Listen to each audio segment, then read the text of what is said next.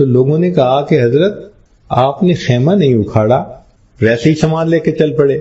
فرمانے لگے کہ میں جب آیا تو میں نے دیکھا کہ میرے خیمے کے اندر ایک کبوتری نے انڈے دیے ہوئے ہیں، گھونسلہ سا بنا لیا ہے۔ میں نے سوچا کہ اگر میں خیمے کو اکھاڑوں گا تو اس چھوٹے سے پرندے کو تکلیف پہنچے گی، لہذا میں گزارا کر لوں گا خیمے کے بغیر، مگر خیمہ نہیں اکھاڑتا۔ عمر بن عاص وہاں سے آگے چلے گئے، خیمہ وہیں رہا حتیٰ کہ پھر اس جگہ پر ایک شہر آباد ہوا جس کا نام فسطاط پڑ گیا۔ فسطاط عربی میں کہتے ہیں خیمے کو۔ آج بھی مصر کے اندر فسطاط نام کا شہر موجود ہے۔ اتنا تو وہ خیال رکھتے تھے نا کہ میری وجہ سے پرندے کو تکلیف نہ پہنچے۔ یا اللہ، وہ کیسے انسان تھے کہ جو سب کے لیے رحمت بن کے رہتے تھے۔ چنانچہ ایک بزرگ کے واقعہ لکھا ہے کہ وہ بیوی کے کہنے پر گئے کپڑے خریدنے کے لیے، ایک تھان خریدا، لائے اور لا کے بیوی کو دیا کہ بھئی یہ کپڑا میں نے خریدا ہے۔ اس نے کہا کپڑا تو بہت اچھا ہے، مجھے بہت پسند آیا۔ کہنے لگے اچھا ذرا دینا، میں ابھی تھوڑی دیر میں اس کو واپس لے آتا ہوں۔ وہ تھان لے کے چلے گئے تو بیوی حیران کہ بھئی کپڑا لے کے آئے تھے اور اچھا کپڑا تھا، پتہ نہیں کیوں لے کر گئے۔ کچھ دیر کے بعد واپس آئے، اچھا یہ تھان رکھ لو۔ اس نے کہا گئے کہاں تھے؟ کہنے لگے جب میں تمہیں تھان دینے لگا تو میں نے دیکھا کہ اس تھان کے اوپر ایک چیونٹی چل رہی ہے، اور اس چیونٹی کی طرح کی چیونٹیاں میں نے اس کپڑے کی دکان کے قریب چلتے ہوئے دیکھی تھیں، تو میں سمجھا کہ یہ تھان پر تھی اور میری وجہ سے یہ اپنی فیملی سے الگ ہو گئی۔ میں اس کا دل نہیں دکھانا چاہتا تھا، تھان لے کر کپڑے کی دکان پر گیا، چیونٹی کو وہاں چھوڑ کے کپڑے کو واپس لے آیا۔ یہ اللہ کے وہ بندے تھے جو چیونٹی کو بھی نہیں دکھ دینا چاہتے تھے۔ انسان تو بڑی بات ہوتی ہے، مسلمان کا دل دکھانا تو اللہ کے ہاں بہت بڑی بات ہے۔ چنانچہ ہمارے اکابر تو چھوٹے چھوٹے جانوروں کا خیال رکھتے تھے۔ خواجہ باقی باللہ رحمۃ اللہ علیہ کا واقعہ ان کے حالات زندگی میں لکھا ہے۔ یہ سمرقند کے رہنے والے تھے، اور آپ جانتے ہیں کہ سردیوں میں سمرقند کے اندر بہت ٹھنڈ ہوتی ہے، کیونکہ سائبیریا کی یخ ہوائیں رات کو دن کو وہاں ایسی ٹھنڈ پہنچا دیتی ہیں کہ -20 ڈگری سینٹی گریڈ ٹیمپریچر آ جاتا ہے، اتنی ٹھنڈک ہوتی ہے۔ اور واقعی وہاں پر تو سردیوں میں لحاف یا کسی ایسی چیز کے بغیر بیٹھنا بھی مشکل ہوتا ہے۔ خواجہ باقی باللہ رحمۃ اللہ تہجد کے لیے اٹھے اور وضو کیا، اور وضو کر کے آئے مصلی پر، اور انہوں نے جلدی سے نفل پڑھ لیے۔ اب جب نفل پڑھ لیے تو سردی لگ رہی تھی، ٹھٹھر رہے تھے، کانپ رہے تھے، تو یہ واپس اپنے بستر کی طرف آئے کہ میں رضائی میں بیٹھوں۔ تو انہوں نے کیا دیکھا کہ کہیں سے ایک بلی آئی اور وہ ان کے بستر میں گھس کے بیٹھ گئی تھی۔ اب انہوں نے بلی کو جب اپنے لحاف کے اندر لپٹ کے بیٹھے دیکھا تو سوچنے لگ گئے کہ میں اگر لحاف کو ہلاؤں گا تو بلی کی آنکھ کھل جائے گی، نیند خراب ہوگی، کوئی بات نہیں۔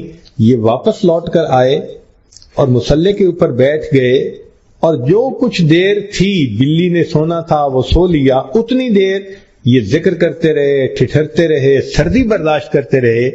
جب بلی چلی گئی تب بستر پر آئے، فرماتے ہیں کہ اس کے بعد میں نے خواب دیکھا جس میں کہا گیا کہ تم نے ایک جاندار کی تکلیف کا اتنا خیال کیا، اب اس کا انعام یہ ملے گا کہ تم ہجرت کر کے انڈیا کی طرف جاؤ، وہاں ایک بندہ بیت ہوگا جو بہت بڑا اللہ کا ولی ہوگا۔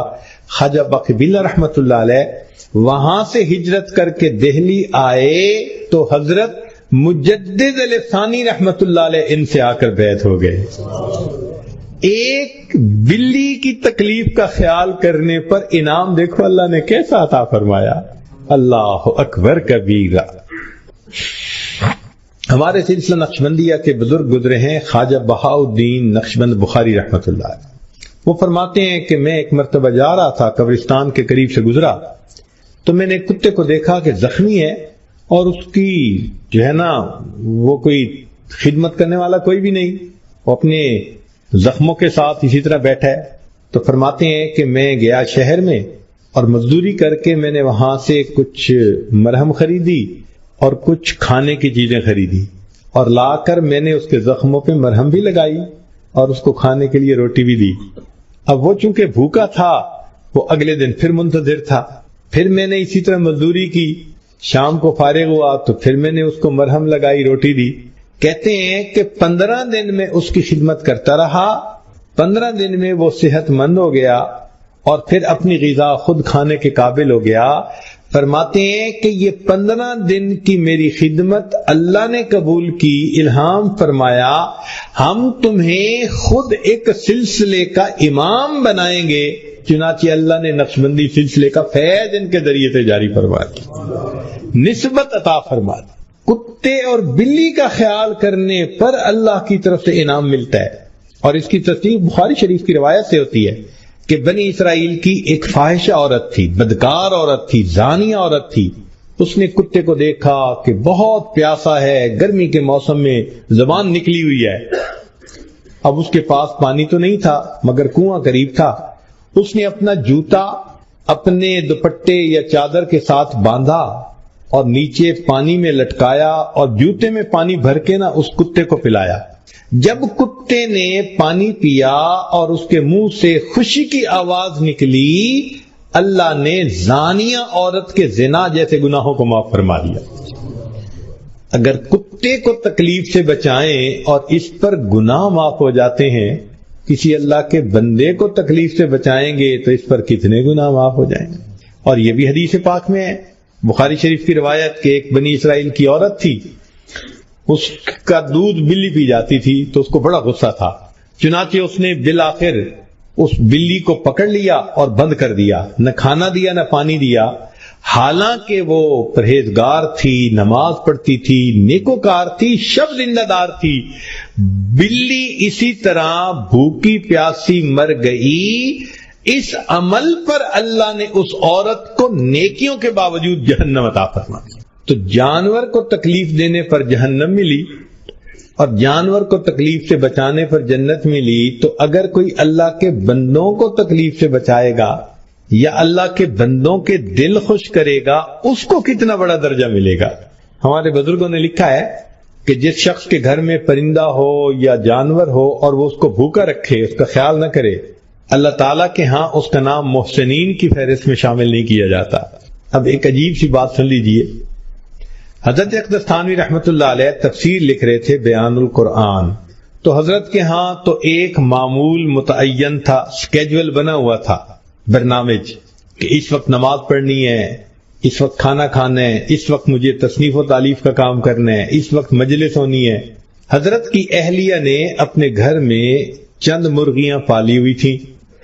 ایک مرتبہ انہیں رشتہ داروں میں کسی نکاح یا کوئی ایسی تقریب تھی، اس میں جانا پڑ گیا، تو جاتے ہوئے وہ حضرت کو بتا گئیں کہ یہ میری مرغیاں ہیں اور ان کو میں اس وقت دانے ڈالتی ہوں اور پانی دیتی ہوں، تو آپ پلیز جتنے دن میں نہیں ہوں ان کو دانے ڈال دیجئے گا۔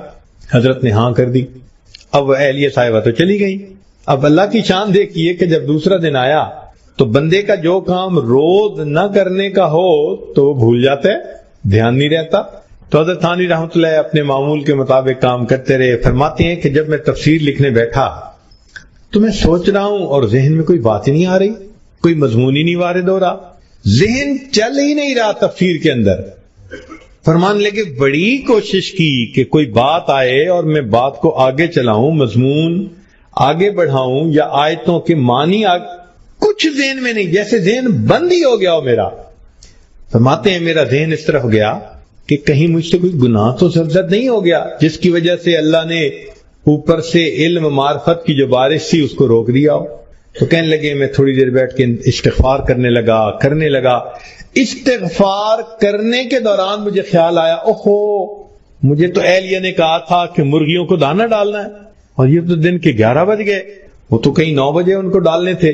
فرماتے ہیں کہ میں وہاں سے اٹھا، گھر آیا، میں نے گھر آ کر ان مرغیوں کو دانا ڈالا، پانی دیا۔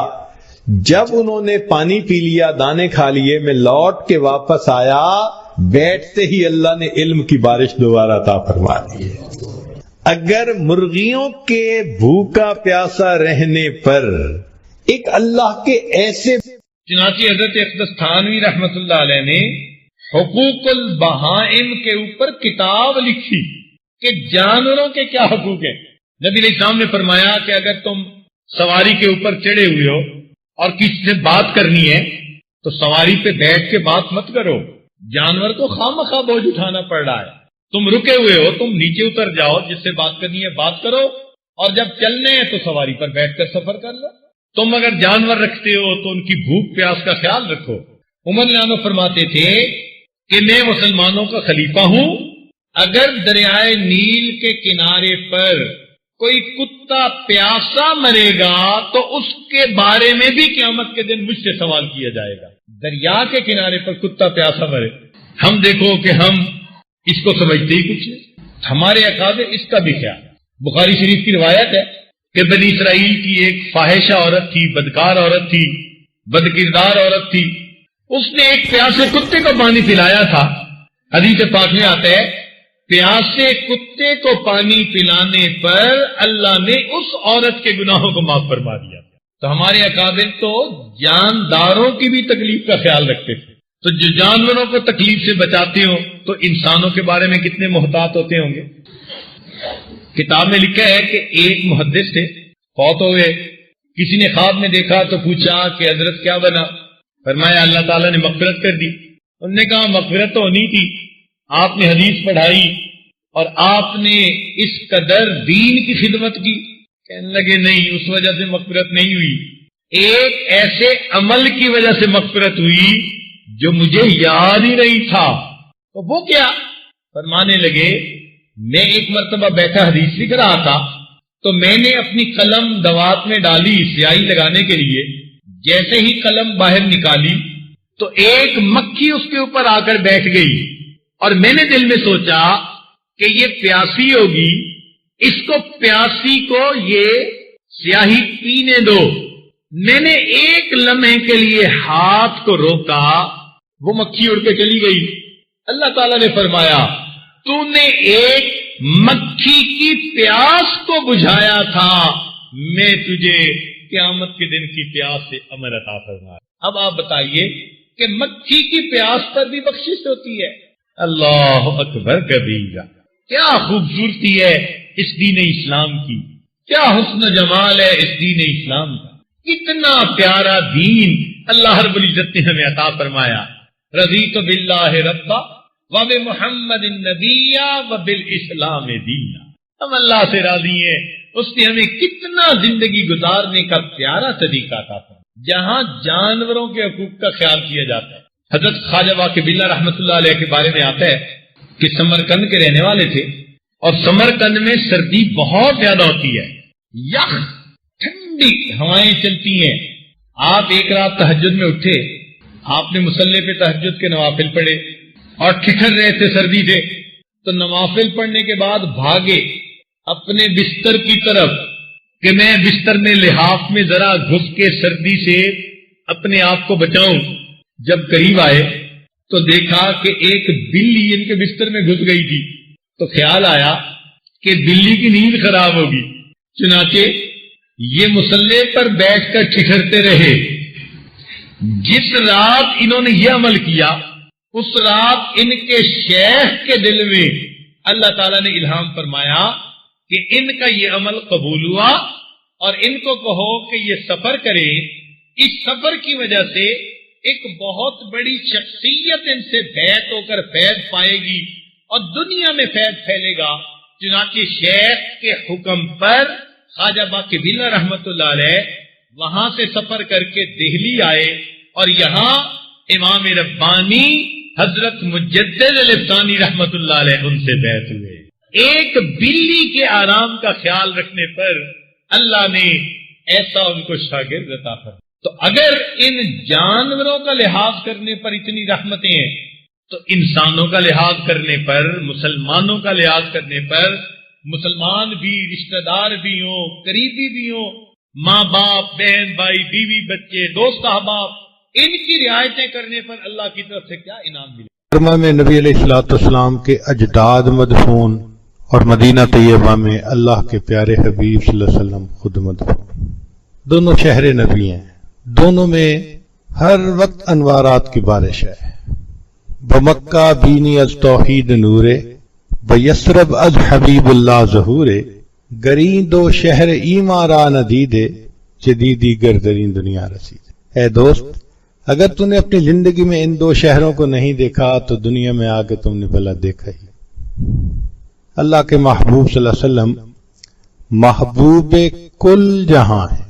اللہ تعالیٰ کے تو محبوب ہیں ہی، پورے جہان کے محبوب۔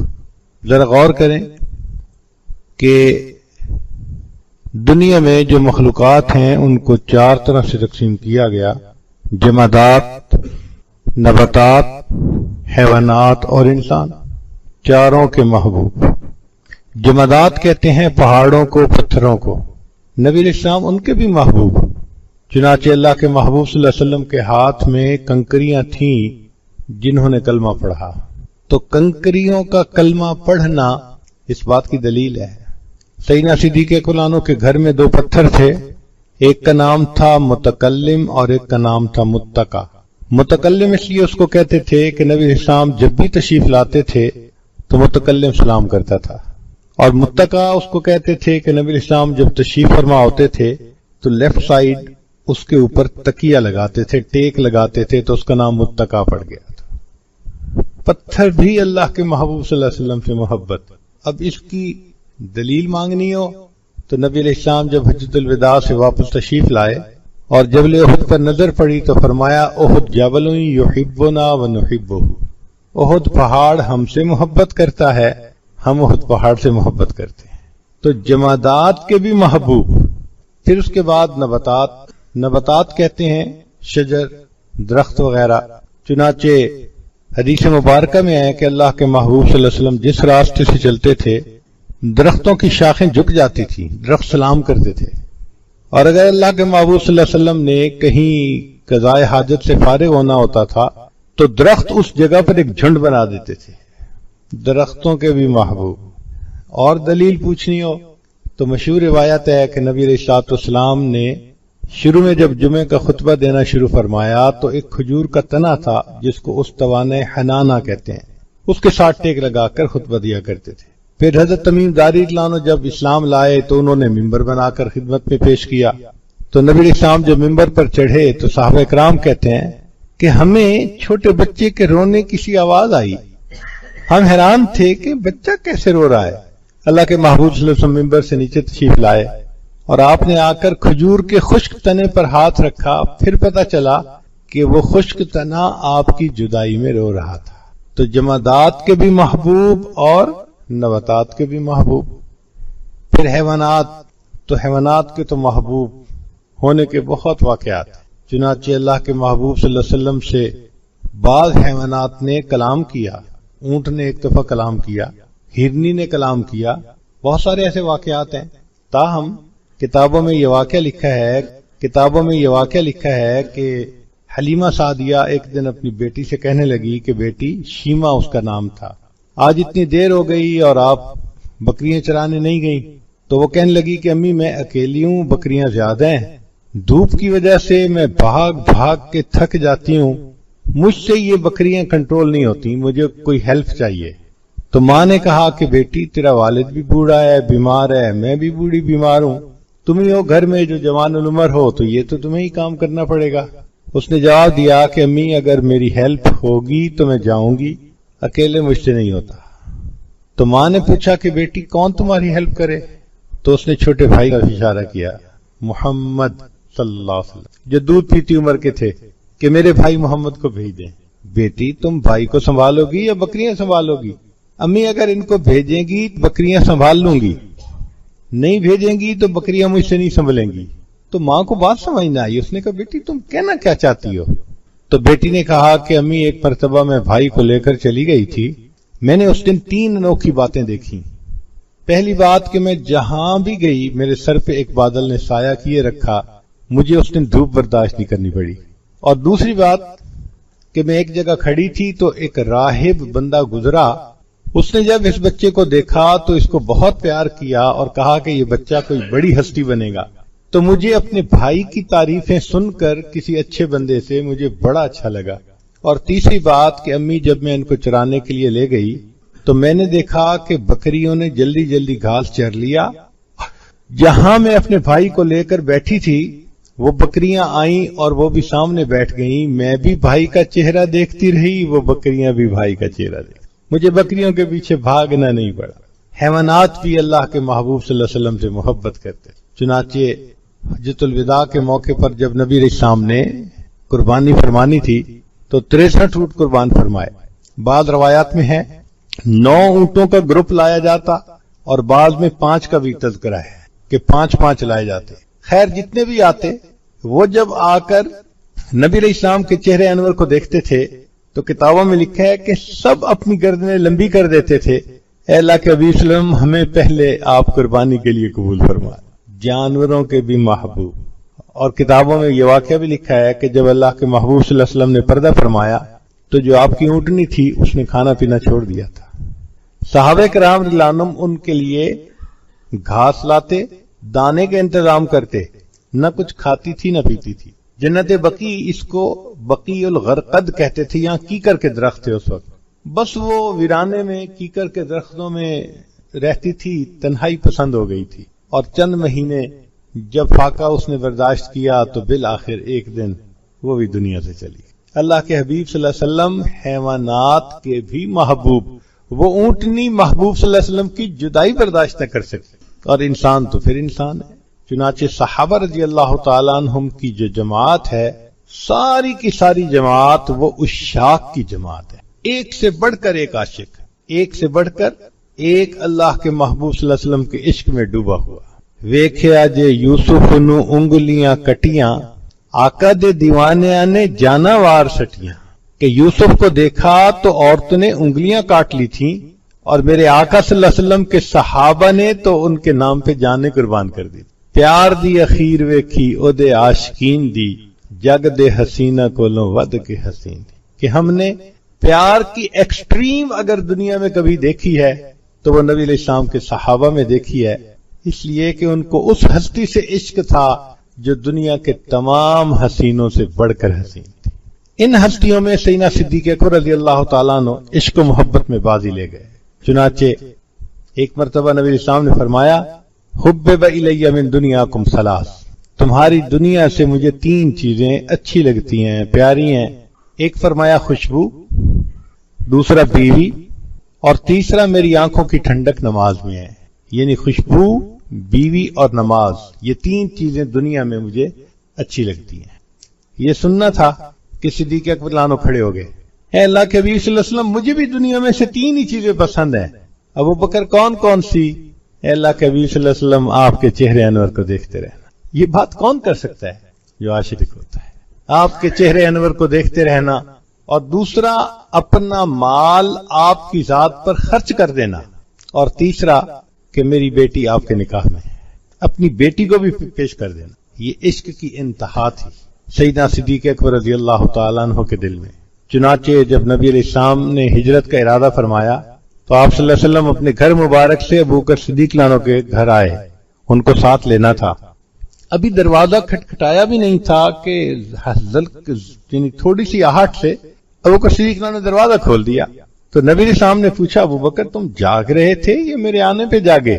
عرض کیا اے اللہ کے حبیب صلی اللہ علیہ وسلم کچھ دنوں سے مجھے اندازہ تھا کہ آپ صلی اللہ علیہ وسلم کو ہجرت کا حکم ہوگا, اور یہ بھی توقع تھی کہ جب حکم ہوگا تو آپ اس عاجز کو خادم سفر قبول فرمائیں گے.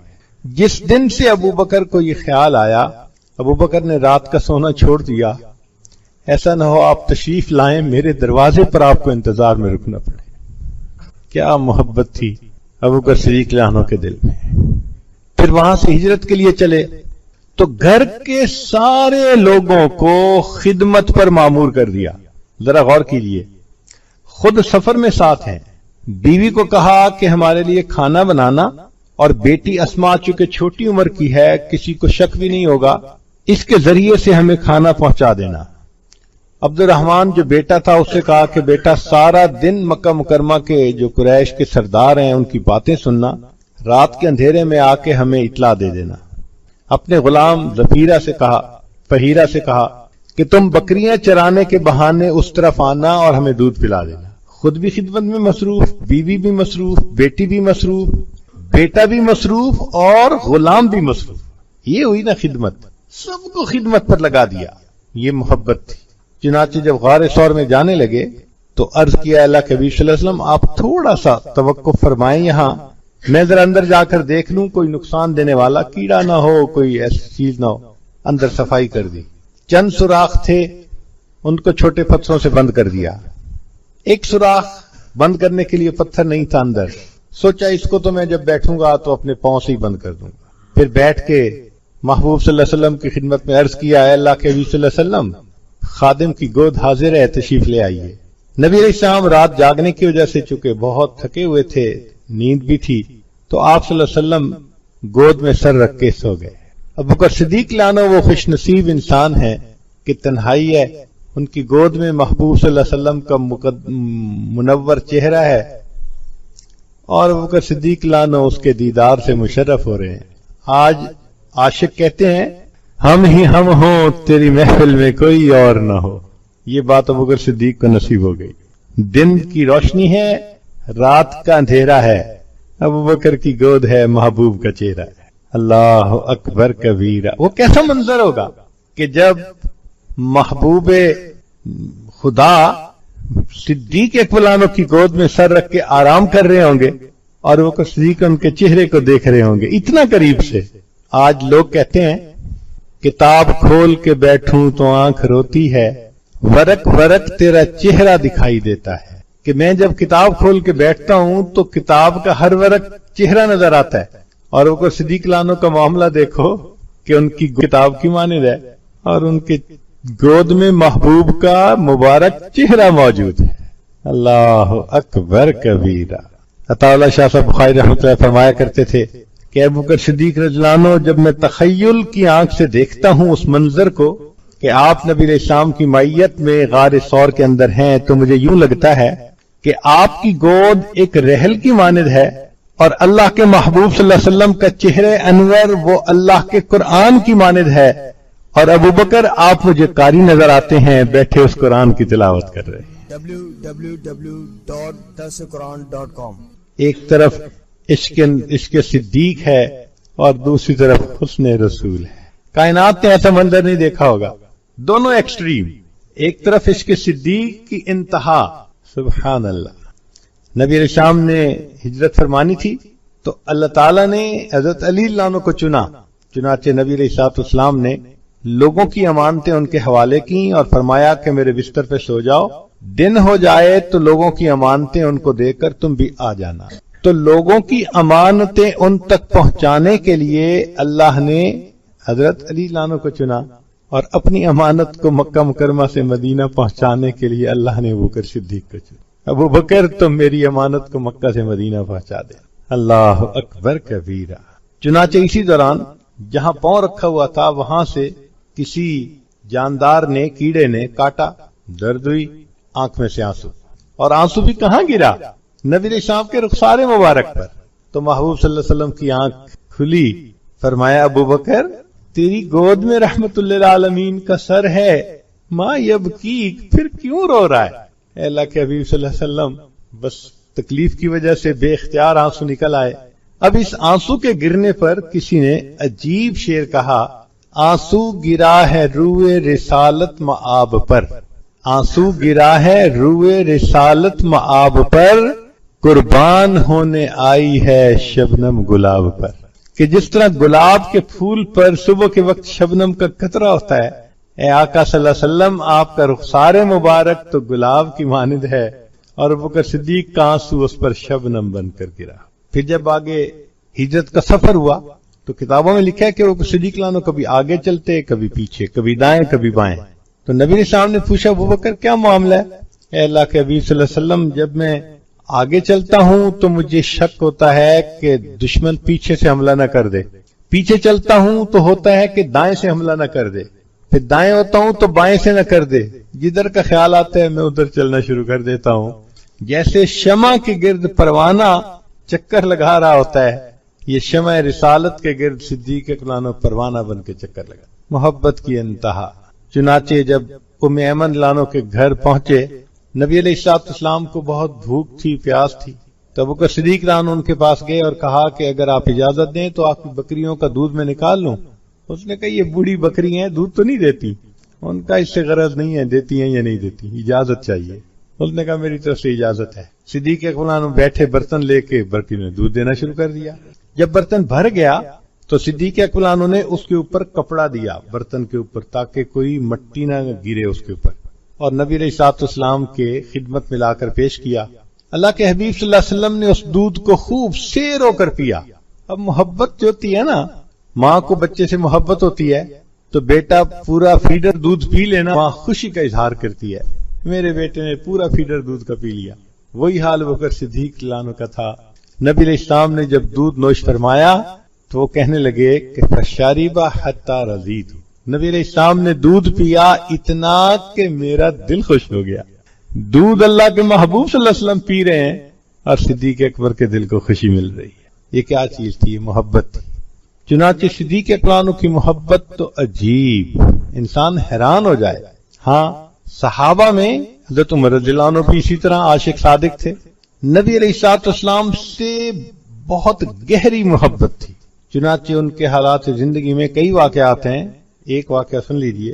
ایک دن عمر لانو اپنے رات کے وقت میں مدینہ طیبہ کی گلیوں میں چکر لگا رہے ہیں۔ ایک گھر سے نا کچھ آواز آئی، ذرا سنا، خیر تو ہے۔ پتہ چلا کہ ایک بوڑھی عورت ہے اور وہ آخری پہر میں نبی علیہ السلام کی یاد میں، محبت میں کچھ اشعار پڑھ رہی ہے۔ جب اس نے اشعار پڑھ لیے تو عمر لانو نے دروازہ کھٹکھٹایا۔ بوڑھی عورت نے پوچھا کہ کس نے دروازہ کھٹکھٹایا؟ کہا کہ عمر فاروق۔ بوڑھی نے دروازہ کھولا۔ عمر فاروق لانو، آپ امیر المومنین، رات کے وقت مجھ بڑھیا کے دروازے پہ؟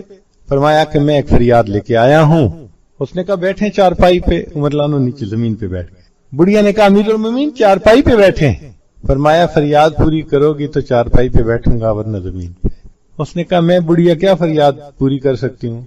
فرمایا تم نے جو ابھی شعر پڑھے ہیں نا نبی علیہ السلام کی محبت میں، ان کے آخر میں تم نے جو شعر پڑھا ہے اس کا یہ مضمون تھا کہ اے اللہ مجھے قیامت کے دن اپنے حبیب صلی اللہ علیہ وسلم کے قدموں میں جنت میں جگہ عطا فرما دینا۔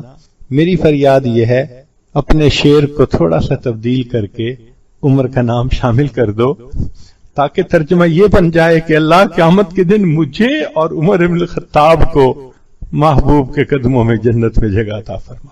محبت کی انتہا۔ سیدنا عثمان غنی رضی اللہ تعالیٰ عنہ نبی علیہ السلام کی دعوت کرتے ہیں اور پھر لینے کے لیے گھر آتے ہیں۔ جب نبی علیہ السلام گھر سے چلے تو عثمان غنی لانو آپ کے دونوں قدموں کی طرف، قدمین کی طرف دیکھتے جا رہے ہیں، نیچے ہی نظر رہی پورا راستہ۔ باقی صحابہ بھی حیران کہ آج عثمان کے اوپر کیا کیفیت ہے۔ نبی السلام کی خدمت میں بتا دیا تو محبوب صلی اللہ علیہ وسلم نے پوچھا عثمان کیا معاملہ؟ اے اللہ کے حبیب صلی اللہ علیہ وسلم آج میرے گھر میں وہ ہستی مہمان آئی، میں نے دل میں نیت کی تھی آپ اپنے گھر مبارک سے لے کر میرے گھر تک جتنے قدم چل کر آئیں گے عثمان اتنے غلام اللہ کے راستے میں آزاد کرے گا۔ باقی صحابہ ان کے بھی عشق و محبت کا عجیب عالم تھا۔ ان میں ایک صحابی تھے حضرت بلال رضی اللہ عنہ، ماشاءاللہ ان کا بھی اپنا رنگ تھا۔ علامہ اقبال نے ان کے بارے میں بہت خوبصورت اشعار لکھے ہیں۔ چمک اٹھا جو ستارہ تیرے مقدر کا، حبش سے تجھ کو اٹھا کر حجاز میں لایا۔ کہ تیرے مقدر کا ستارہ کیا چمکا، تو حبشہ کا رہنے والا، پیدا وہاں ہوا، تجھے وہاں سے حجاز لے کر آ گئے۔ اللہ اکبر۔ اور پھر وہ لکھتے ہیں کہ اے بلال لانو آپ کے دل میں کیا محبت تھی کہ آپ بیٹھے ہوئے نبی علیہ السلام کو محبت کی نگاہوں سے دیکھتے تھے۔ ان اشعار میں ان کو لکھا ہے ادائے دید سراپا نیاز تھی تیری۔ ادائے دید یعنی دیکھنے کا جو تیرا انداز تھا نا، ادائے دید سراپا نیاز تھی تیری، کسی کو دیکھتے رہنا نماز تھی تیری۔ ہے بلال لانو محبوب صلی اللہ علیہ وسلم کا چہرہ دیکھتے رہنا ایسا تھا آپ کے لیے جیسے آپ نماز پڑھ رہے۔ اس لیے جب نبی علیہ السلام نے پردہ فرمایا تو بلال لانو نے پھر اذان کہنی چھوڑ دی۔ صحابہ لانو کو بتا دیا کہ پہلے میں اذان دیتا تھا محبوب صلی اللہ علیہ وسلم کے چہرے انور کا دیدار کرتا تھا. اب اذان دوں اور دیدار نہ کروں گا تو مجھ سے برداشت نہیں ہوگا. حضرت شیخ الحدیث رحمۃ اللہ علیہ نے لکھا ہے کہ اس کے بعد بلال رضی اللہ عنہ نے بقیہ زندگی میں صرف 2 اذانیں دی. ایک اذان جب بیت المقدس فتح ہوا، اس موقع پہ امیر المومنین عمر بن الخطاب رضی اللہ عنہ نے حکم دیا تو امیر المومنین کے حکم کو ٹالنے کی گنجائش نہیں تھی. بلال رضی اللہ عنہ نے ایک اذان وہاں دی. اور دوسری اذان کا واقعہ کہ ایک مرتبہ بلال رضی اللہ عنہ شام میں تھے، خواب میں نبی علیہ السلام کی زیارت نصیب ہوئی. اللہ کے حبیب صلی اللہ علیہ وسلم نے فرمایا بلال کیا سرد مہری ہے، اتنا عرصہ گزر گیا ملنے کے لیے نہیں آتے. آنکھ جو کھلی، بیوی کو کہا کہ تیاری کرو اب میں دوبارہ نہیں سوؤں گا. سفر، چنانچہ سفر کر کے مدینہ طیبہ پہنچے، محبوب صلی اللہ علیہ وسلم کی خدمت میں سلام پیش کیا. اتنے میں نماز کا وقت ہو گیا. اب صحابہ رضی اللہ عنہم نے عرض کیا کہ اذان دے دیجئے، انکار کیا. اتنے میں دونوں شہزادے حسنین کریمین تشریف لے آئے اور انہوں نے کہا کہ ہمیں نانا جان کے زمانے کی اذان سنا دیجئے. اب ان کی جو درخواست تھی وہ ایسی تھی کہ انکار کی گنجائش نہ تھی. چنانچہ دوسری مرتبہ بلال رضی اللہ عنہ نے پھر اذان دی، لیکن جب وہ آواز یعنی مسجد سے بلند ہوئی جو صحابہ نبی علیہ السلام کے زمانے میں سنتے تھے، صحابہ کے دلوں کے تار چھڑ گئے. ان کو محبوب صلی اللہ علیہ وسلم کی یاد آئی، آنکھوں سے آنسو.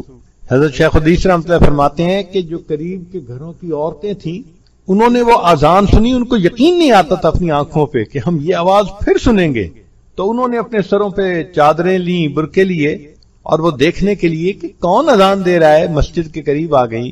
اب عجیب منظر ہے، اندر صحابہ مرد رو رہے ہیں اور باہر عورتیں اس آواز کو سن کے رو رہی ہیں، نبی علیہ السلام کو یاد کر رہی ہیں. اور بات اس وقت عجیب بنی جب ایک عورت کے پاس اس کا بیٹا تھا تو اذان ختم ہونے کے بعد بیٹے نے ماں سے پوچھا اماں بلال لانو تو کچھ عرصے کے بعد واپس آ گئے، بتاؤ اللہ کے حبیب صلی اللہ علیہ وسلم کب واپس آئیں گے. جتنے صحابہ عنہم تھے سب کے سب نبی علیہ السلام کے عاشق، ایک سے بڑھ کر ایک. ذرا ان کی زندگی کے واقعات کو پڑھیں تو صحیح. بعض ایسے بھی صحابہ تھے کہ قسمیں اٹھائی تھیں ہم صبح اٹھیں گے سب سے پہلے نبی علیہ السلام کے چہرے انور کو دیکھیں گے.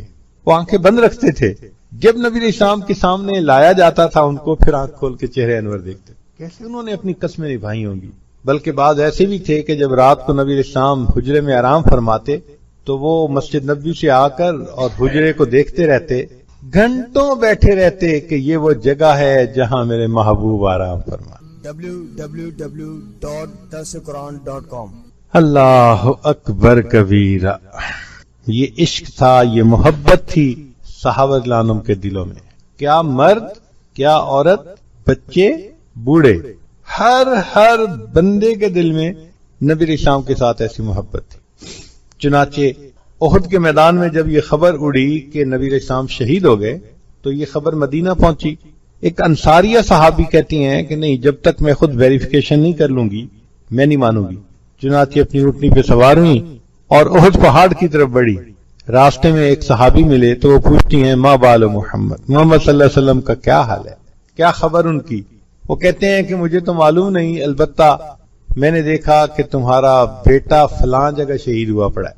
ماں کو اگر بیٹے کی شہادت کا پتہ چلے تو اس کے دل پر کیا کیفیت ہوتی ہے، وہ ٹس سے مس نہیں ہوتی، آگے بڑھتی ہے. دوسرے سے پوچھا، پتہ چلا خامد بھی شہید، ٹس سے مس نہیں ہوتی، آگے گئی پتہ چلا بھائی بھی شہید. اللہ اکبر. بیٹے کی، خامد کی، بھائی کی شہادت کی خبر ملے ایک وقت میں، یہ عورت ٹس سے مس نہیں ہو رہی.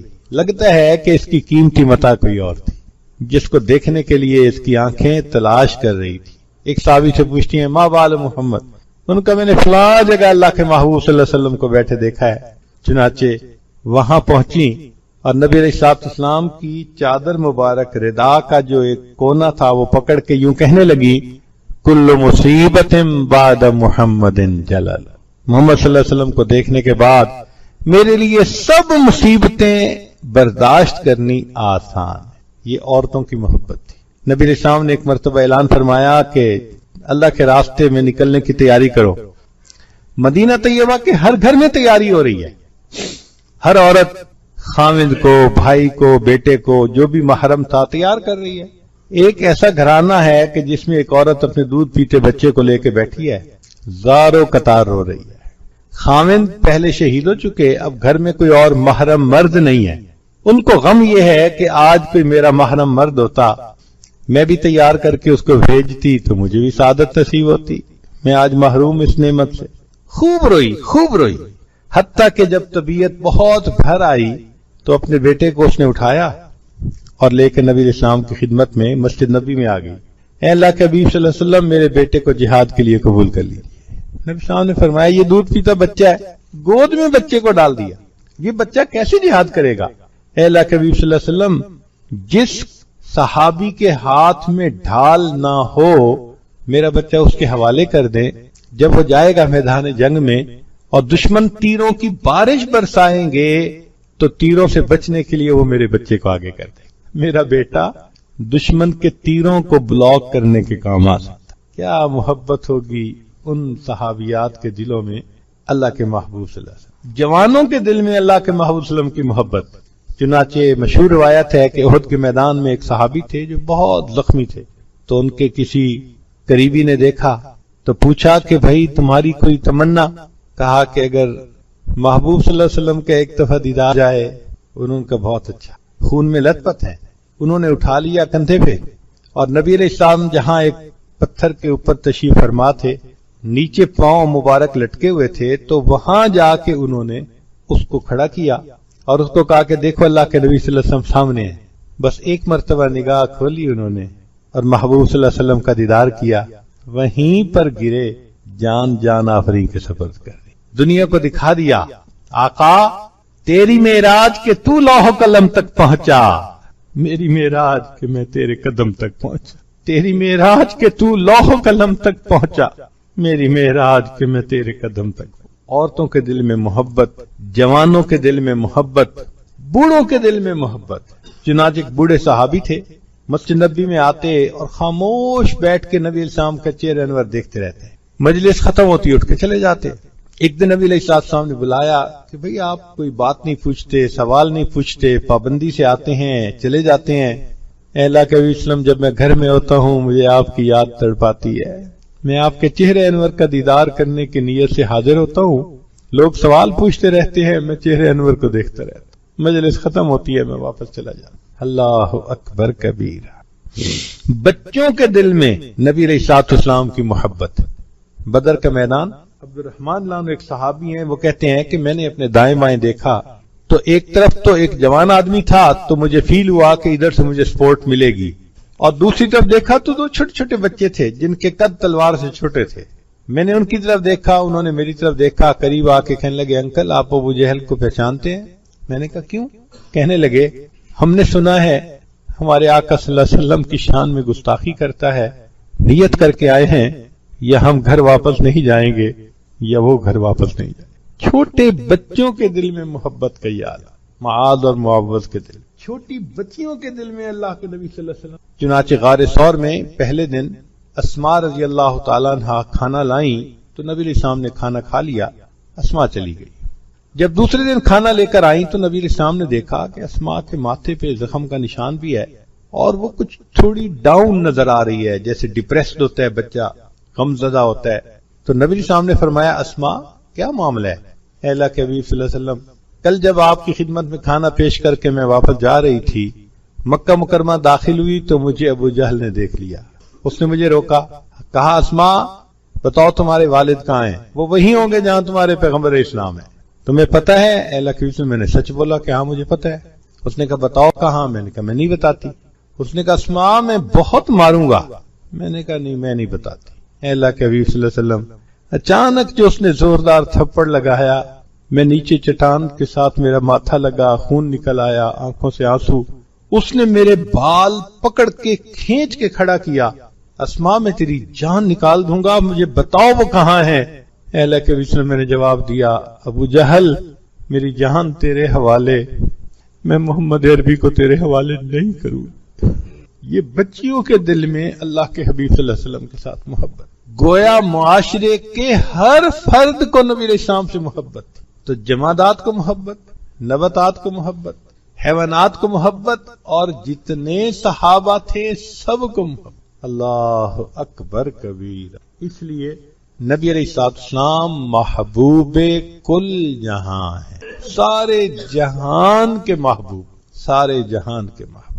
ہم اس شہر میں ہیں اور اپنی زندگی کے حسین ترین دن گزار رہے ہیں۔ اس شہر ایسی نور کی بارش ہوتی ہے کہ ایک لمحہ ایک فاسق کو ولی بنانے کی استطاعت رکھتا ہے، ایک لمحہ ایک فاسق کو ولایت کے درجات تک پہنچانے کی کیپیبلٹی رکھتا ہے۔ اللہ نے ہمیں موقع دیا، یہاں وہ گلیاں ہوں گی جہاں اللہ کے محبوب صلی اللہ علیہ وسلم چلا کرتے، کبھی جمعہ مسجد میں نماز پڑھی، کبھی قباء میں نماز پڑھی، کبھی مسجد نبوی میں نماز پڑھی، قدم قدم پہ یادیں ہیں۔ ذرا تصور کی آنکھ سے دیکھنے کی ضرورت ہے، سوچنے کی ضرورت ہے۔ ہمیں اللہ تعالیٰ نے اپنے فضل سے جو یہاں پہنچایا، یہ اللہ کا کرم، اللہ کا کرم۔ چنانچہ سید نفیس شاہ صاحب رحمۃ اللہ علیہ فرماتے ہیں، اتنی اچھی زندگی گزاری کہ ہم نے تجھے بھی معاف کر دیا، اور جس قبرستان میں تجھے دفن کیا تمام موتا کی ہم نے مغفرت فرمائی۔ ایک بات سناؤں ایک ولی کی، حضرت مولانا احمد علی لاہوری رحمت اللہ علیہ، آپ ان سے کچھ واقف ہیں یا نہیں؟ آج آپ کو تھوڑا واقف بنا دیں۔ سکھ گھرانے سے تھے، اسلام قبول کیا، اسلام قبول کر کے سارے رشتہ داروں نے ان کو دھکا دے دیا، جاؤ کوئی راستہ واسطہ نہیں، اللہ کے لیے سب کو چھوڑ دیا، دارالعلوم دیوبند میں آ گئے۔ حضرت شیخ الہند رحمۃ اللہ علیہ اس وقت استاد الحدیث تھے، شیخ الحدیث تھے، ان سے تعلیم حاصل کرنی شروع کری۔ اب پیچھے کوئی سپورٹ کرنے والا ہے ہی نہیں، بس مدرسے میں رہتے ہیں، جو مدرسے میں کھانا ملتا ہے بس اسی پہ گزارا ہے۔ یہ واقعہ حضرت مولانا احمد علی لاہوری رحمۃ اللہ علیہ نے میرے شیخ کو سنایا، اور میرے شیخ نے یہ واقعہ اس عاجز کو سنایا۔ اب یہ عاجز آپ کو نقل کر رہا ہے ذمہ داری کے ساتھ۔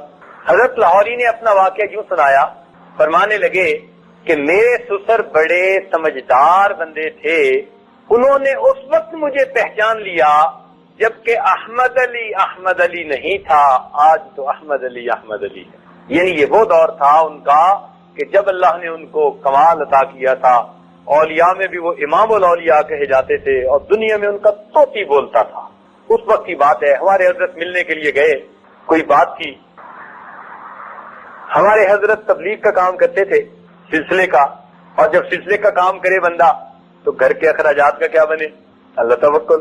تو گھر میں تنگی رہتی تھی، کئی مرتبہ قرض سے گزارا ہوتا تھا، تو ایک مرتبہ کافی قرض چڑھ گیا اور حضرت کافی پریشان ہو گئے۔ ہمارے حضرت مرشد عالم حضرت نے یہ واقعہ مجھے یہاں سے سنایا، اب بات آ گئی تو میں کیوں بخیل بنوں، بات بتا دیتا ہوں۔ تو حضرت اتنے پریشان ہوئے قرض کی وجہ سے کہ کچھ سمجھ میں نہ آیا۔ ان کے شیخ خواجہ عبد المالک صدیقی رحمۃ اللہ علیہ وہ انڈیا کے دورے پر گئے ہوئے تھے، اس وقت تو متحدہ ملک تھا، تو وہ ادھر دورے پر گئے ہوئے تھے، اور یہ حضرات اس طرح بے غرض ہو کے کام کرتے تھے کہ میرے سسر محترم حضرت صدیقی رحمۃ اللہ علیہ نے ایک مرتبہ 6 مہینے کا دورہ کیا، پاکستان اور انڈیا کے علاقوں کا 6 مہینے کا متواتر دورہ کیا۔ عید کے دن واپس آئے، اہلیہ محترمہ نے خوشی میں آ کر سیویاں بنائی، عید الفطر تھی تو سیویاں بنا کر حضرت کے پاس آئیں کہ حضرت آپ مجھے کچھ پیسے دیں، میں شکر منگوا لوں تاکہ جو سیویاں بنائی ہیں ان پر ڈال کر دوں۔ وہاں لگے میرے پاس تو پیسے نہیں ہیں کہ حضرت میں نے تو سیویاں بنائی، فرمایا اس پر نمک ڈال کے دے دو۔ 6 مہینے اللہ اللہ کا نام سکھانے کے بعد جب گھر آئے تو شکر کی بجائے نمک ڈال کر سیویاں کھا رہے تھے۔ اس طرح بے غرض ہو کر کام کرتے، خالصۃ لوجہ اللہ، اللہ کی رضا کے لیے۔ لوگوں کی جیب پہ نظر نہیں ہوتی تھی، لوگوں کے دلوں پہ نظر ہوا کرتی۔ تو چونکہ ہمارے مشائخ کا یہ طریق رہا تو ہمارے حضرت کا بھی یہی حساب تھا۔ اب قرض کی وجہ سے پریشانی، شیخ تھے نہیں تو کس کے پاس جاؤں؟ حضرت فرماتے ہیں کہ میں اپنے گھر سے چلا لاہور کہ مولانا احمد علی لاہوری رحمۃ اللہ علیہ کے پاس جاتا ہوں۔ راستے میں ایک جگہ ٹرین بدلنی تھی، حضرت فرماتے ہیں ریلوے اسٹیشن پہ بیٹھ کے میں اتنا رویا جیسے کوئی بچہ بلک کے رو رہا ہوتا ہے، اور رو یہ رہا تھا کہ اللہ میں تیرا نام سکھانے کے لیے سفر کرتا ہوں، اور آخر گھر میں بیوی بچے یہ بھی ذمہ داری ہیں، تو میں کیا کروں؟ میں نہیں چاہتا کہ میں کاموں میں الجھ جاؤں اور تیرے یہ دین کا کام یا تیرے جو ہے بندوں کو تجھ سے ملانے کا کام چھوڑ دوں، اب تو ہی کوئی راستہ دکھا مجھے۔ کہنے کہ میں خوب رویا رو کے جب میں لاہور پہنچا تو حضرت مولانا احمد علی لاہوری رحمۃ اللہ علیہ حلقہ میں بیٹھے ہوئے تھے. لوگ تھے، علماء بہت ان کے پاس حاضر ہوتے تھے. کہتے ہیں میں بھی غمزدہ طبیعت کے ساتھ ایک جگہ جا کر بیٹھ گیا. حضرت بات کرتے رہے. بات کرتے کرتے جب بات مکمل ہو گئی اور لوگ چلے گئے تو میں تو بیٹھا رہا. تو کہتے ہیں کہ حضرت اس طرح تیار میں بیٹھے تھے، ایسے گھسٹتے گھسٹتے حضرت میرے بالکل قریب آ گئے، اور جیسے دو بندے سرگوشیاں کرتے ہیں نا، ایسے انہوں نے اب خود کہنا شروع کر دیا کہ جو حال آپ کے اوپر ہے ایک وقت میرے اوپر بھی یہی حال تھا. یہ فرمایا کہ جو حال آپ کے اوپر ہے ایک وقت میرے اوپر بھی یہی حال تھا. میرے حال بھی بدل گئے، اللہ نے اچھے دن بھیج دیے، تمہارا حال بھی بدل جائے گا، اللہ اچھے حالات بھیج دیں گے. اور پھر دل لگی کی خاطر حضرت نے اپنا واقعہ سنایا جو اب میں نے یہاں سے شروع کیا تھا، کہ فرمانے لگے کہ میرے سسر بڑے سمجھدار تھے، انہوں نے مجھے اس وقت پہچان لیا تھا جبکہ احمد علی نہیں تھا، اور آج تو احمد علی ہے. سبحان اللہ. تحدیث نعمت کے طور پر کہہ رہے تھے. پھر فرمانے لگے کہ میں دارالعلوم دیوبند میں پڑھتا تھا، میرے سسر سیال کوٹ کے رہنے والے تھے، ان کو گھر سے اطلاع ملی کہ بیٹی جوان ہو گئی تو کوئی مناسب رشتہ ہونا چاہیے. تو میرے سسر ایسے تھے کہ بچی کے رشتے کے لیے انہوں نے مدارس کا دورہ کیا. لوگ تاجروں کی طرف جاتے اور وہ کدھر جا رہے ہیں؟ مدارس کا دورہ کر رہے ہیں اپنی بیٹی کے لیے کوئی مناسب رشتہ ڈھونڈنے کے لیے. کہنے لگے مختلف مدارس سے ہوتے ہوتے بالآخر وہ دارالعلوم دیوبند پہنچے. اب حضرت شیخ الہند رحمۃ اللہ سے ملاقات ہوئی، وہ بھی بڑے بھاری عالم تھے، تو شیخ الہند رحمۃ اللہ نے ان کا بڑا اکرام کیا. فرماتے انہوں نے ہماری ساری کلاس کو دیکھا اور مجھ پر آ کر ان کی نظر ٹک گئی. کپڑے میرے میلے کچیلے بوسیدہ سے تھے اور میں پیچھے خاندان سے کٹا ہوا تھا، میرے پاس خرچے کا کچھ ہوتا نہیں تھا اور مدرسے ہی کا کھانا کھاتا تھا، مدرسے میں ہی رہتا تھا. کہنے لگا انہوں نے شیخ الہند رحمۃ اللہ سے پوچھا کہ یہ بچہ شادی شدہ ہے؟ ان کا ہے تو نہیں. کہنے لگے اس سے پوچھیں اگر یہ شادی کرنا چاہتا ہے، میں بیٹی سے اجازت لے کے آیا ہوں، میں اپنی بیٹی کا اس سے نکاح کر دیتا ہوں. شیخ الہند رحمۃ اللہ نے فرمایا اچھا میں اس سے پوچھتا ہوں. چنانچہ شیخ الہند رحمۃ اللہ نے مجھے بلایا اور بلا کر کہا کہ بھائی تو شادی کرنا چاہتا ہے؟ میں نے کہا حضرت ضرورت بھی ہے، سنت بھی ہے، اور مجھے تو رشتہ داروں میں سے کوئی رشتہ دے گا نہیں، میں مسلمان ہو چکا، وہ چھوٹ چکے، بے سہارا ہوں، اکیلا ہوں. حضرت نے فرمایا بھائی اگر کوئی تیار ہو تو تم کرنے کے لیے تیار ہو یا نہیں؟ میں نے کہا حضرت میں بالکل تیار ہوں. فرمان لگے اچھا. چنانچہ میرے سسر نے کہا کہ کل عصر کی نماز کے بعد اس بچے کا میں اپنی بیٹی سے نکاح کرتا ہوں. کہنے لگے جب مجھے خبر ملی تو میں تو پھر دلیے اچھلنے لگا. میں نے آ کر اپنے دوستوں کو بتایا کہ بھائی میرا تو کل عصر کے بعد نکاح ہے. اب طلباء جناب رات کو تکرار کے بعد کمرے میں اکٹھے ہو گئے اور ماشاء اللہ اس وقت طلباء کی باتیں میں چھیڑتا نہیں، کم از کم 1 گھنٹہ سنا سکتا ہوں. بہرحال قصہ کو تھا کہ ایک طالب علم نے کہا کہ دیکھو کل عصر کے بعد تمہارا نکاح ہے اور کپڑے تمہارے سارے جو ہے نا بوسیدہ میلے سے ہیں، تو یہ نہ کپڑے پہننا، اچھے نئے والے پہن کے آنا. میں نے کہا میرے پاس تو ہے یہی جوڑا. اس نے کہا یار تم کسی سے مستعار لے لو، ادھار مانگ لو، کسی سے دھلا ہوا کوئی نیا جوڑا پہن کے بیٹھو. میں نے کہا یار میری طبیعت نہیں چاہتی، یعنی عزت نفس گوارا نہیں نہ کرتی کہ بھئی میں مانگ کے پہنوں. میں نے کہا بھئی میں نے نہیں مانگنا کسی سے. آگے وہ بھی منطقی ہوتے ہیں ماشاء اللہ. انہوں نے بھی عیسیٰ غوجی پڑھی ہوتی ہے، مرکات پڑھی ہوتی ہے، شرح تہذیب پڑھی ہوتی ہے، الحمدللہ سلم. تو کہنے لگے اس نے آگے سے کہا کہ اچھا اگر آپ ادھار نہیں لے کے پہننا چاہتے تو میاں انہی کپڑوں کو دھو کے تو کم کل پہن سکتے ہو نا. میں نے کہا میں دھو کے تو پہن سکتا ہوں. پنجابی کے الفاظ ہیں، کہنے لگے میرے بھیڑ کد پہ، یہ حضرت کے الفاظ ہیں، یعنی میری بدبختی آ گئی کہ میں نے اس دوست کا مشورہ قبول کر لیا. اگلے دن سبق سے فارغ ہو کے میں نے کپڑوں کو دھو دیا. سردی کا موسم اور اوپر سے بادل، اور میں کپڑے دھو چکا، دھوتی باندھی ہوئی اور کپڑے خشک نہیں ہو رہے اور عصر کا وقت قریب ہو گیا.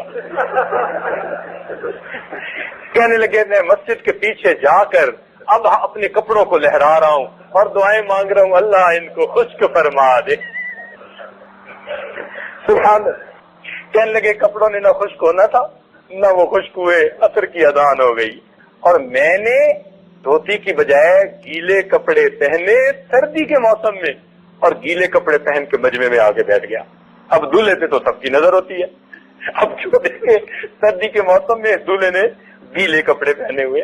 فرمانے لگے کہ میرے سسر کو اللہ نے سونے کا دل دیا تھا کہ انہوں نے بھی میری طرف دیکھا کہ کل یہی کپڑے میلے تھے، آج یہی کپڑے گیلے ہیں. معلوم ہوا بچے کے پاس کوئی دوسرا جوڑا بھی پہننے کے لیے نہیں ہے. اس کے باوجود انہوں نے بیٹی کا نکاح میرے ساتھ کر دیا. اللہ اکبر. کہنے لگے جب نکاح ہو گیا پھر دور حدیث سے فراغت ہو گئی تو میں اپنی بیوی کو لے کے آ گیا. وہیں دارالعلوم دیوبند میں ہی رہا کچھ عرصہ استادوں کے پاس. فرمانے لگے ابتدائی دنوں میں کبھی کھانا ملتا اور کبھی کھانا نہ ملتا، ایسا ہی صاحب ہوتا ہے. تو جب کھانا نہ ملتا تو بیوی مجھے صرف اتنا کہتی کہ جی آپ کسی درخت سے پتے ہی لے کے آ جائیں. تو میں درخت کے پتے لاتا، میں بھی کھاتا، میری بیوی بھی کھاتی اور پانی پی کر اللہ کا شکر ادا کر دیتے. ابتدائی دنوں میں شادی کے، یعنی ابھی بیوی دلہن تھی. 1 مہینے کے اندر اندر کی باتیں. کہنے لگے میری بیوی نے میرے ساتھ اتنا تکلیف کا وقت گزارا، لیکن اس نے میری زندگی کو دیکھا، اس نے نیکی تقوی کو دیکھا تو اس کا دل مطمئن تھا کہ میرا خاوند نیک متقی پرہیزگار انسان ہے، میری زندگی اچھی گزرے گی. چنانچہ 1 مہینہ اس طرح کھانے کو روٹی بھی نہیں ملتی. فاقوں کے بعد جب وہ اپنے گھر گئی تو اس کی ماں نے پوچھا بیٹی تو نے اپنے نئے گھر کو کیسے پایا؟ تو میری بیوی اتنی تقیہ نقیہ پاک صاف نیک لڑکی تھی، اپنی ماں کو کہنے لگی اماں میں تو سنتی تھی مر کر جنت جائیں گے اور میں تو جیتی جاگتی جنت میں پہنچ گئی. میری بیوی نے یہ جواب دیا کہ اماں میں تو سمجھتی تھی مر کر جنت میں جائیں گے اور اماں میں تو جیتی جاگتی جنت میں پہنچ گئی. کہنے لگے اللہ نے ایسی صابرہ اور شاکرہ بیوی دی، لیکن پھر اللہ نے وقت کے ساتھ ساتھ میرے حالات بھی بدلے. فرمانے لگے آج اللہ نے وہ مقام دیا کہ سرگودا کا علاقہ جس میں بڑے بڑے زمیندار 200 مربع 300 مربع سینکڑوں ہزاروں ایکڑ زمینوں والے بڑے بڑے، کہنے لگے آج اللہ نے وہ اس فقیر کو مقام دیا کہ ان زمینداروں کی بیویاں میرے گھر میں آ کے برکت کے لیے جھاڑو دیتی ہیں. ان زمینداروں کی بیویاں میرے گھر میں آ کر برکت کے لیے جھاڑو دیتی ہیں اور میرے کھانے کے لیے طائف سے پھل آیا کرتے ہیں. سبحان اللہ. دیکھا یہ اللہ تعالیٰ عزتیں دیتے ہیں کہ جس کا دنیا میں کوئی نہیں تھا، سارے خاندان نے اسے چھوڑ دیا تھا، پھر اللہ تو اس کا اپنا تھا نا. پھر اللہ نے دیکھو کیسے عزتیں دی. چنانچہ ان کی درس تفسیر بڑا مشہور تھا، بڑا معروف تھا. سبحان اللہ. بہت کثیر البکا تھے، روتے تھے. چنانچہ ان کی وفات کے بعد ان کے خلفاء میں سے کسی نے ان کو خواب میں دیکھا. پوچھا حضرت آگے کیا بنا؟ فرمانے لگے کہ اللہ رب العزت کے حضور پیشی ہوئی. اللہ تعالیٰ نے فرمایا احمد علی تو مجھ سے اتنا کیوں ڈرتا تھا؟ تو کہنے لگے یہ سن کے میں تو کانپ اٹھا، میں تو ڈر گیا کہ مجھ سے تو پوچھا جا رہا ہے. جب میں کانپ اٹھا اور ڈر گیا تو مجھے اللہ تعالیٰ نے فرمایا احمد علی تو آج بھی مجھ سے ڈر رہا ہے، آج تو تیرے اکرام کا دن ہے. تو نے اتنی اچھی زندگی گزاری کہ ہم نے تجھے بھی معاف کر دیا اور جس قبرستان میں تجھے دفن کیا تمام موتا کی ہم نے مغفرت فرما دی. ہم نے اس قبرستان کے بھی تمام موتا کی مغفرت فرما. اس لیے جب ان کو دفن کیا گیا تو 40 دن تک ان کی قبر سے خوشبو آتی تھی. لوگ مٹی اٹھا اٹھا کے لے جاتے تھے، بالآخر وہاں پہرا لگانا پڑا کہ کوئی بندہ مٹی اٹھا کے نہ لے جائے. لوگ حیران ہوتے ہیں، کہتے ہیں جی قبر سے مٹی سے خوشبو کیسے؟